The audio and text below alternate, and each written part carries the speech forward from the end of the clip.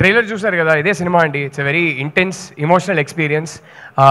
మీరు ఎప్పుడైనా మీ లైఫ్లో రిలేషన్షిప్లో ఉన్నారంటే లేకపోతే రిలేషన్షిప్కి ఒక ట్రై ఇద్దాం అని అనుకుంటున్నారంటే ఖచ్చితంగా ఈ సినిమాకి రిలేట్ అవుతారు. అమ్మాయిలైనా సరే అబ్బాయిలైనా సరే ఐ థింక్ మీ ఇద్దరికి చాలా టేక్అవేస్ ఉంటాయి సినిమాలోంచి. సో ట్రైలర్ ఏం ప్రామిస్ చేస్తుందో ఇదే సినిమా వచ్చి చూడండి. రియల్గా ఉంటుంది, రూటెడ్గా ఉంటుంది, ఇమోషనల్గా ఉంటుంది, ఇంటెన్స్గా ఉంటుంది.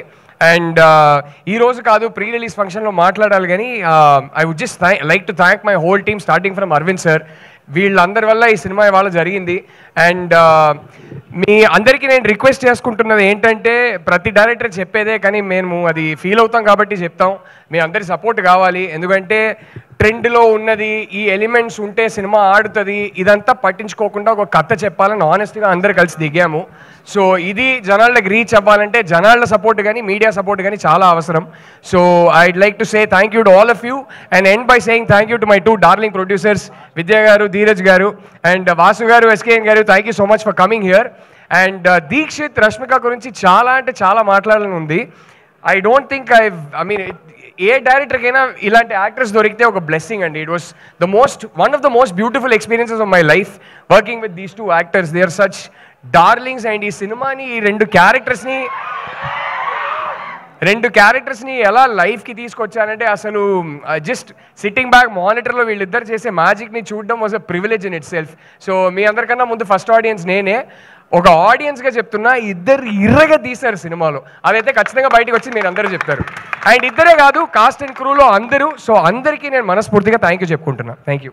కాస్ట్ అండ్ క్రూలో అందరూ ఇంక్లూడింగ్ యూ. మేము చూసాం ట్రైలర్లో. వాళ్ళందరూ కలిస్తేనే సినిమా అండి, ఒక డైరెక్టర్ చేయలేరు. నో ట్రైలర్లో మేము మిమ్మల్ని చూసాము. అంటే తప్పక చేయాల్సి వచ్చిందండి. వేరే యాక్టర్స్ అనుకున్నాం, తప్పక చేయాల్సి వచ్చింది. ఓకే, నేను చేస్తేనే బాగుంటుంది అనిపించింది. సో అసలు ఏంటి గర్ల్ ఫ్రెండ్ ఎక్కడి నుంచి పుట్టిందనా? యాక్చువల్లీ ఆల్మోస్ట్ ఒక 12-13 ఇయర్స్గా నా మైండ్లో ఉన్న ఒక స్టోరీ అండి. అండ్ నేను హాస్టల్లో ఉన్నప్పుడు ఒక చిన్న ఇన్సిడెంట్, ఆ ఇన్సిడెంట్ మైండ్లోనే ఉండిపోయింది. ఆ ఇన్సిడెంట్ తర్వాత మెల్లగా ఒక 12-13 ఇయర్స్ బ్యాక్ అది మెల్లగా స్టోరీగా ఫామ్ అయింది. ఒక 5 ఇయర్స్ బ్యాక్ స్క్రీన్ ప్లేగా రాసుకున్నాను. And I'm just grateful, universe కన్స్పైర్డ్, దీనికి టైం వచ్చింది ఇప్పుడు. సో ఫైనల్లీ ఇవాళ ఇప్పుడు తీసి మీ ముందుకి తీసుకురాబోతున్నాం. సో గర్ల్ ఫ్రెండ్ ఎక్కడి నుంచి పుట్టింది అంటే నా గర్ల్ ఫ్రెండ్ నుంచే పుట్టిందని చెప్తారేమో అని ఆ ఆన్సర్ ఎక్స్పెక్ట్ చేసి అడిగాను. 11 ఇయర్స్ గా వైఫ్ ఏనండి, గర్ల్ ఫ్రెండే లేదండి. వైఫ్ లోనే గర్ల్ ఫ్రెండ్ కూడా ఉంటుంది. అదేమో కరెక్ట్, అదైతే కరెక్టే కదా.